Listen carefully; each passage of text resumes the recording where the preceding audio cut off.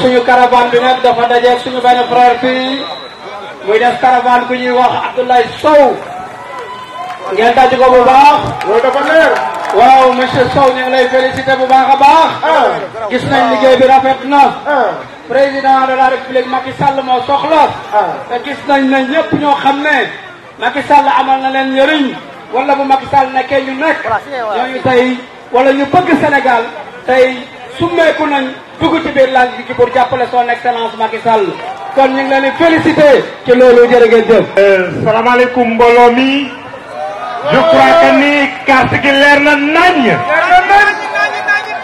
combat jeex na parce que gis nañ suñu frère Moustapha Mbengue liggéey bu rëy bi muy liggéey donc gis nañ ne Kër Massar Macky Sall moo ko moom mais Benno Bokk Yaakaar gàcce ngaalama donc jërë ngeen jëf ñëpp ñu ànd ak président Macky Sall ñu ngi leen di sant.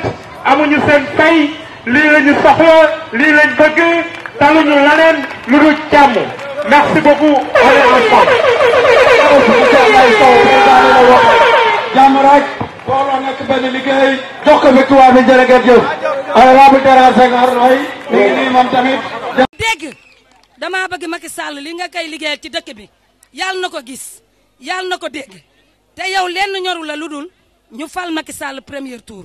yow loolu dong moo la ñor sonn nga lekkatoo naanatoo nelawatoo sa xaalis fekkewu ko kon ñu ngi lay ñaanal gudd fan ak wér di wax ni Macky Sall yàlla na la dégg yàlla na la gis sonn nga jàmbaar nga ànd ak les femmes battantes ma bëgg nag ngeen xool li Macky Sall réalisé ci dëkk bi. quai de pêche yaa ngi fi marché poisson lépp loo xamante ne nii soxla woon nañ ko ci ay frigo def na ko Ila Touba bi gis ngeen ko. dama bëgg ngeen xam ni mool yi nekk ci géej gi sax 1.300.000 la seen moteur yi du del Macky Sall ñëw ne leen joxe leen 300.000 ma fayal leen 1 million yi kon dama bëgg lu ne fàng kenn du ko jeex Macky Sall ci kaw ci kanam ci lu baax. maa ngi jéggalu ci retard bi mais maa ngi leen di xamal ne ñi soxla président Macky Sall ñoo bari. te fi ñu jaara bari te nit ñi duñoo xër ci président moo tax ñu guddee fee yegsi ñu leen di wax que ni am na ñi nga xam ne ñi ngi toog ci midi ba léegi di ñu xaar mais Ndeye Gueye mënul toog ñuy continuer di ko xaarloo moo tax ñu dagg cortège bi ne nañu jaar ñëw fii ci moom balaa mbooloo mee gën a toqi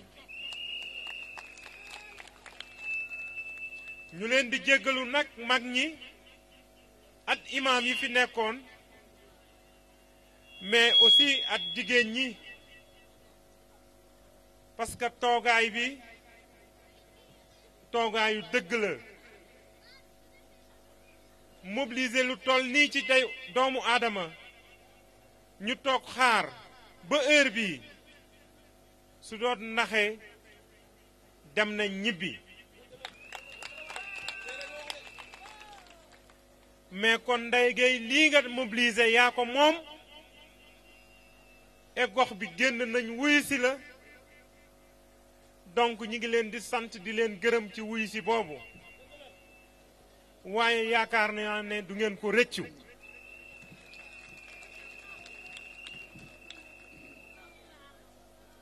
may wax ne dafa am ci combat bu ñu jëm mu nekk juróomi mbër yuy xëccoo réew mi ñu am ci benn boo xam ne Benno Bokk Yaakaar moom moo ko jiite muy président Macky Sall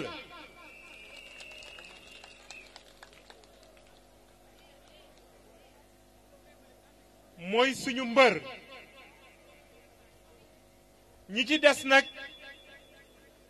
seen ngemb daa wadd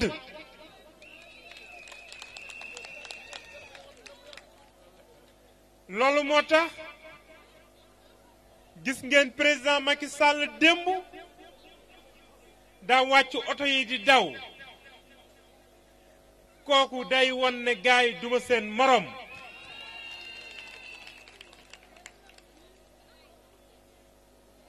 ñiy dégg président rek mooy nga créer parti wala nga créer mouvement ñu naan le président gars yi commencé laa dar nga ne kon da ngay dem wuti siège bu mag boobu bu ngand boobu nga xam ne xale du ci toog waaye mag mu xamul dara tamit du ci toog waaye ku amul vision tamit doo ci toog parce que siège boobu suñu borom moo ciy teg ku ko neex te tànnal nañu président Macky Sall pour mu war def at ñun ñaari mandat moo tax mu commencé liggéey bu rëy bii ba def ci liggéey bi 85% ci 7 ans kon kooku su ngeen ko joxaatee mu defaat 5 ans kon Sénégal day mel ni laneen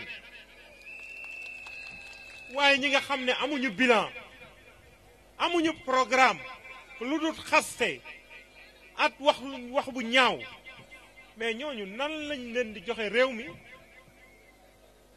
foloo guñu di rey foloo guñu di wax lu dul dëgg sooy digee day fekk loo am ba téye ko nga koy digee mais dinaa leen mais te yow kenn dafa gula dara mais kooku dafa war a wax te ni su ma jotee dinaa jël ci seen xaalis dinaa jël ci seen alal defal leen mais dinaa te li muy dinaa yëpp moomu ci dara waaye ma ne gis ngeen fii ni mu doon mel mais gis nañ ne Sénégal soppeeku na président Macky Sall def na li mu war a def li ci des nag mooy le 24 incha allah ngeen teel a jóg dóor gaay 2-0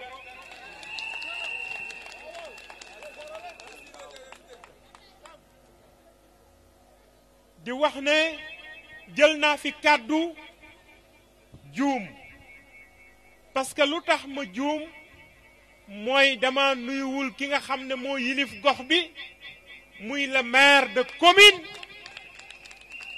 te nag dafa am yar gu ñu yare président Macky Sall daf ñu wax nañuy jox nit ñi seen cër tey moom moo fi nekk maire kon boog ñi ngi koy nuyu di ko wax que ni dugg nañ ci goxam mais seet si suñu jigéen bu ñuy wax Ndeye Gueye parce que mi ngi liggéeyal président Macky Sall may wax que ni na ngeen joxante loxo nekk benn et mouvement bi nga xam ne si jël nañ léegi kàddu di suñuy frère suñuy xarit lañu def ak ñoom biñ koy def duñ see jiital yàlla te jiital ci ñu xam ne ay xale lañ yoo xam ne ñu bëgg seen gox lañ ñu bëgg liggéey lañ ñu bëgg seen réew lañ moo tax ñu gunge leen ci loolu kon Ndeye Gueye lii ma fi gis doy na ma kontaan naa jox naa léegi Ami Collé Ba ndigal ma woo sa doom Adama ma ne ko suba su midi gars yi daañ ñëw implanter financement bi ci marché bi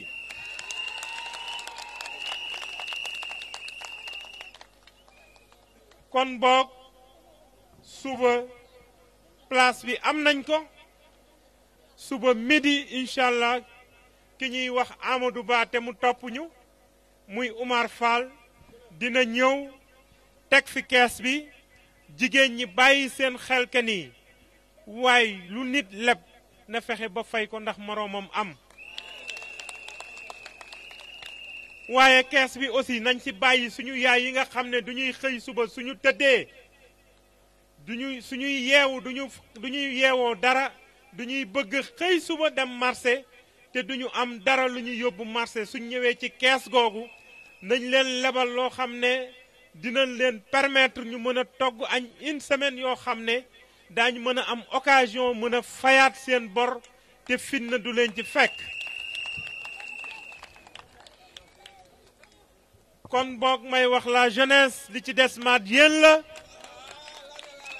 maa ngi leen di xaar après le 24 su soobee yàlla ñu jël gaay yi dóor leen parce que ku ngembam wadd moom doo bëre te ñoom seen ngemb wadd na mais ñu leen di sant di leen gërëm di leen wax merci beaucoup ngeen baal ñu àq ci toogaay bu yàgg bi jërë ngeen jëf. Parce que quand tu dis une campagne, quand on dit campagne, mobilisation, on dit budget. Donc les moyens. Donc on était sans moyens, mais quand Abdoulaye est arrivé dans la commune, vraiment, il en a disposé trop pour que vraiment les responsables puissent faire leur boulot carrément pour apporter une victoire pour le président de la République. Machallah, xel dal na 2 jours caravane, bien avant même 2 jours caravane, parce que nous avons porte à porte, mais difficilement.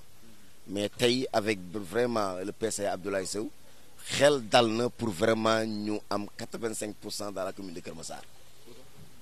Waaw, parce que problème mu nit lan amone, du won problème bo xamné mom le président, c'est Keur Massar méré wuñu président, lan lañ koy méré. Il en a beaucoup fait. Il a réalisé dans la commune de Keur Massar, mais problème de personne lan amone, problème de dirigeant. Mais billahi Sow ñëwé vraiment ay éclaircissement amna au niveau de la commune. Ñu xamné non bu ñu lak ndey dur dom bu ñu def des votes sanctions bu ñu votel non le président de la République à cause d'une personne vraiment kon donc tay xel dal na vraiment. Alors question mo bëggon laaj moy tassé nañu ak Moustapha Mbengue tay wone né tay problème amatul Macky Sall mo soxla ñëpp dinañ and pour jox ko victoire. Waaw loolu la vraiment suñu responsable loolu la bëgg ah muy le président de la République l'union fait la force donc daje nañu dans l'amiable pour vraiment s'unir pour apporter la victoire c'est que ça vraiment oui. waaw vraiment waaw bu tëddee xelam war na mën a dal parce que vraiment instant yi may wax ak yow 138 quartiers vraiment bokk na ndey bokk baay pour amener une victoire éclatante en 2019. Massar est derrière Ablaye Sow, est derrière la dynamique, est derrière le président de la République. Voilà la situation de Keur Massar. Toute la population est derrière le président Macky Sall. C'est ce que le constat qu'on a fait. Donc ensemble avec la dynamique, on continue à travailler avec Ablaye Sow à partir d'un calendrier de passage de caravanes dans tous les départements de Pikine. Ça a vraiment payé les proximités, la proximité a payé.